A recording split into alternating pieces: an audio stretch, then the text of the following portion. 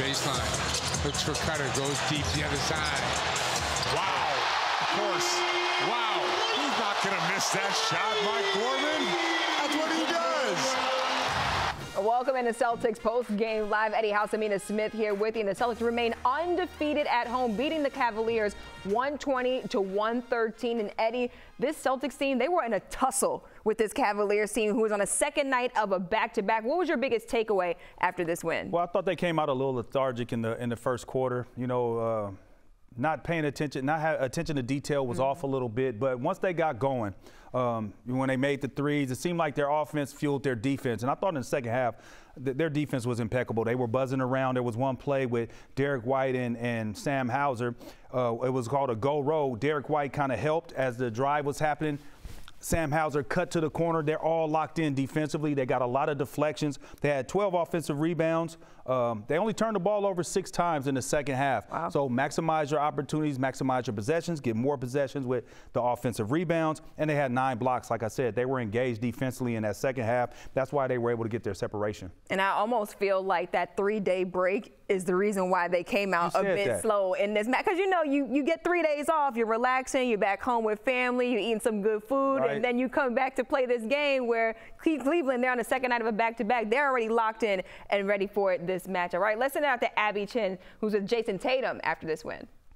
Jason, this was a gutsy win against a team that was hitting a lot of shots. What made the difference?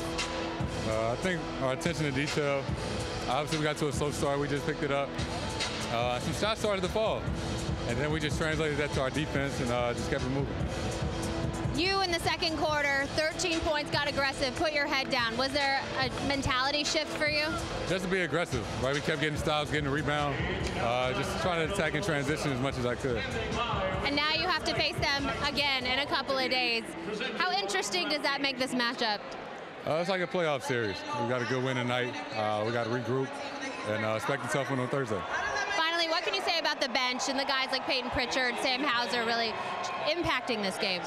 Yeah, you know, we needed everybody tonight. You know, we got off to a slow start. That's why it's a team sport. And they came in and gave us that extra lift. Jason, thank you. Congrats. Scal joining us from live inside of TD Garden. And Scal, the Celtics, they trailed by as much as 15 points in this game. Why was Cleveland able to beat Boston such a hard way to go?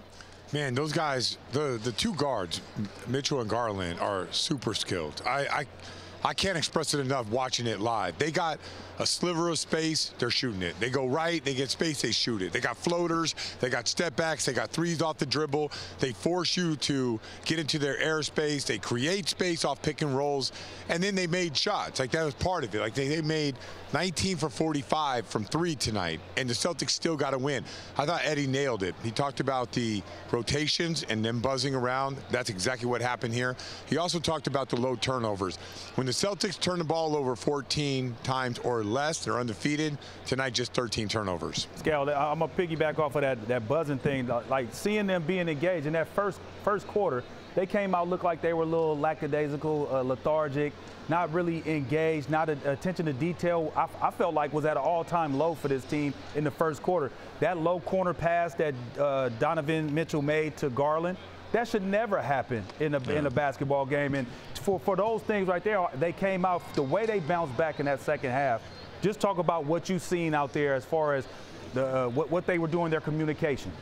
Yeah, I think you're spot on, because it's one thing in the NBA, like to get beat and to help, right? And that's like, anybody can do that, but like the go row in the corner, Sam Hauser reading that. Drew Holiday had one where he guarded 4 guys on the same possession and just kept rotating, and that was when the Isaac Okoro turned the ball over. So you could just tell, like, it's part of it is communication, but let's be honest, Eddie, a lot of it is just reading, right?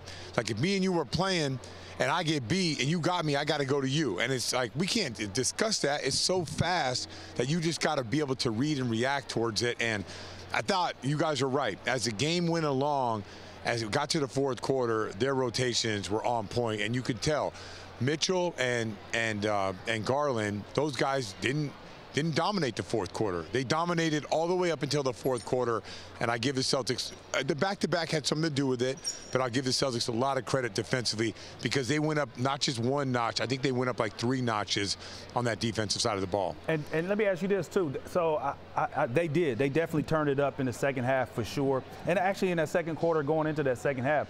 But do you think that their offense fueled their defense, and then in the second half, it was kind of like different in the fourth quarter? Their defense was fueling their offense. Do you think that that's what happened early on, is that once they started making shots, then they started getting into it defensively? Yeah, I didn't feel like a great offensive day today, but I felt like you saw the post-ups by Porzingis, you saw the offensive rebounds. Like I felt like they grinded through the offense. Like they got to their point. The third quarter was our best quarter. You have Jaylen Brown came out aggressive. You have Porzingis out there. Like he had 13, I think, in the third quarter. So like I thought that for all of our problems that we've had in the third quarter, I felt like the third quarter was finally, we kind of like, you know, like kind of got loose a little bit and sort of flowed a little bit more. But it does start from paying attention to the defense and playing with energy on the defense. But I didn't feel like it was one of our great offensive games. I felt we almost had to grind out our offense a little bit. But they did whatever they had to do. But to me, this game was decided, 1, taking care of the ball, and 2, it was decided on the defensive end of the floor. Yeah, the Celtics, they outscored the Cleveland Cavaliers in that third quarter, 35-32. Also, you guys, you can vote for who should win tonight's Tommy Award. You can scan the QR code on the screen and choose your option there. All right, thanks so much, Scal.